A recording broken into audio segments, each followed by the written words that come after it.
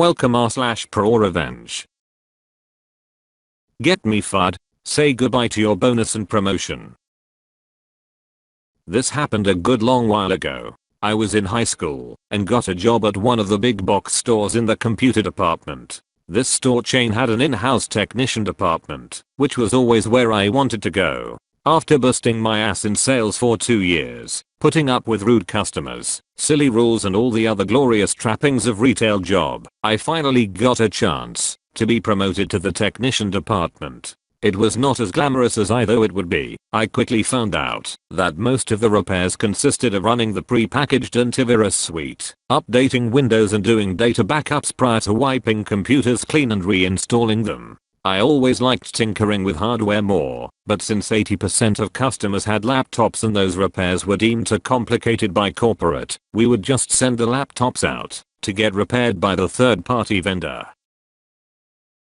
It was still better than sales by a long shot, and we had a great team working in the technician area, except for one dude, let's call him Mike. He always behaved like his crap smelled like roses. He was technically a lead technician, and even though that just meant he had a little more authority, he had access to a corporate account to arrange shipments of computers to and from our store. He was acting like he was the manager of the department. Nevertheless, our actual manager was a splendid dude that took care of us, and as such, Mike's douchery did not bother any of us that much. Fast forward a little and our awesome manager found a much better job. This opened up a spot for manager, and since the whole store supervision was going through a shake-up, the general manager was fired for embezzlement and all the people he hired, 90% of managers, were under review. This led to everybody trying their hardest not to fuck up, and the new GM decided that, since our department was one of the best in the district, he would not try to hire an outsider, but will promote from within.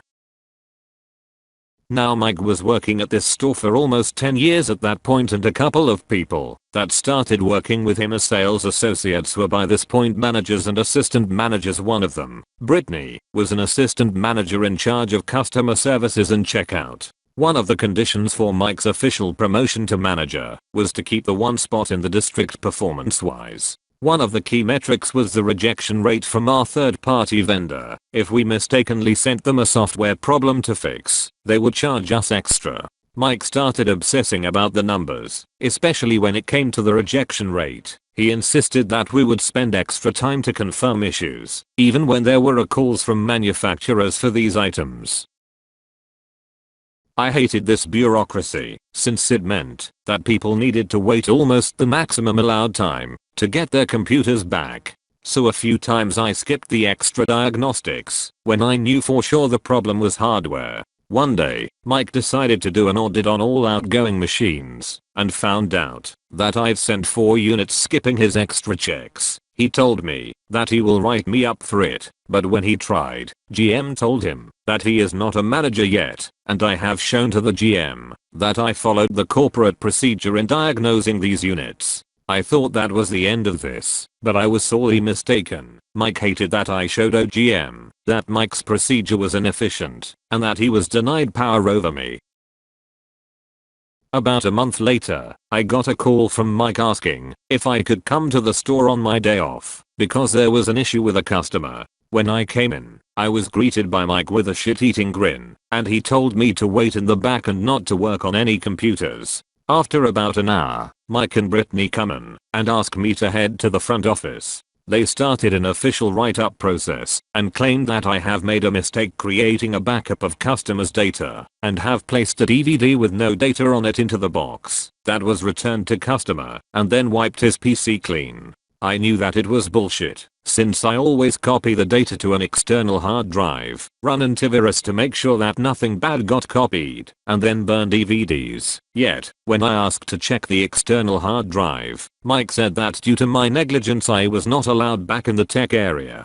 He went to check the hard drive and said there was nothing on it. At that point I knew he was bullshitting, but him and Brittany were hell-bent on completing the write-up. I have asked for a senior management to be present and was shot down again. Turns out GM was on vacation. They completed the write-up and told me that due to the egregious error that cost the company tens of thousands of dollars I was not allowed to work in the tech room and I would be relegated back to the sales floor. I told them to shove it and submitted my resignation on the spot.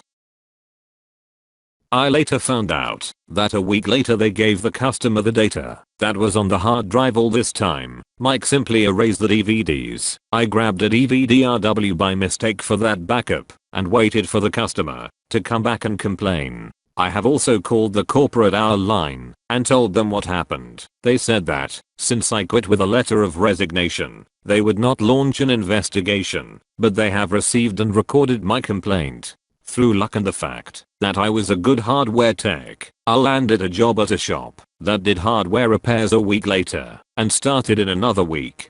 Turns out, this depot was the service center that covered the entire district, and they had the master contract with the big box chain where I worked.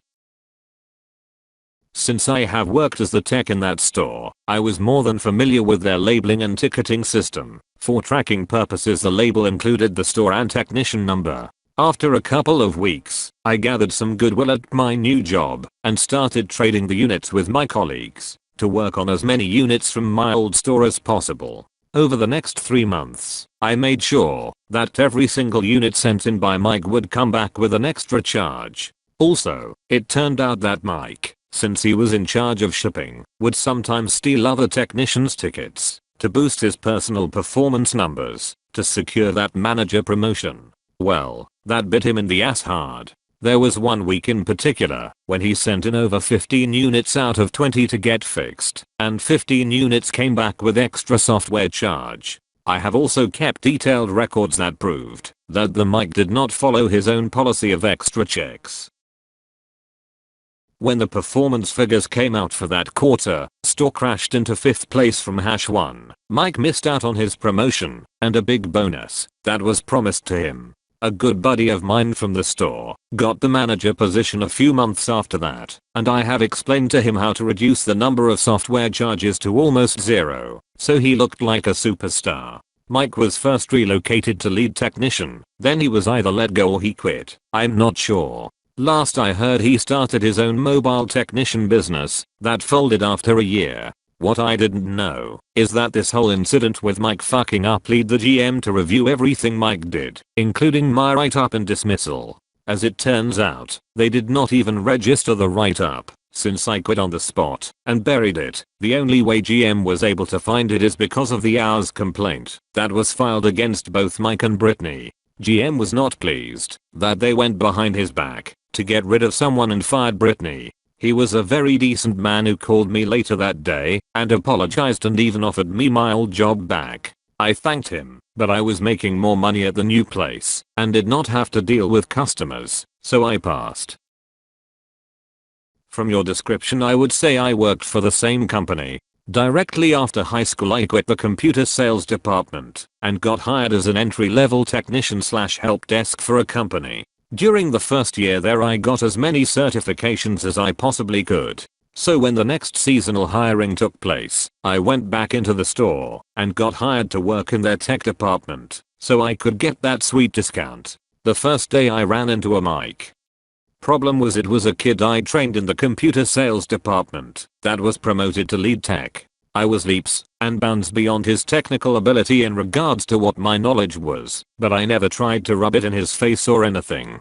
Still, he would do petty nonsense like pull the processor out of the motherboard on a computer I was working on for a customer, then come in and save the day to make himself look good in front of the bosses and other technicians. I stayed for all of maybe 2 weeks, then warned everyone else what he was doing. When everyone else realized that's why they always had problems that they couldn't fix, but Mike always could figure out, they mutinied. Not sure if he got fired, demoted, moved to another store, but I didn't see him there about a month later. There's always one.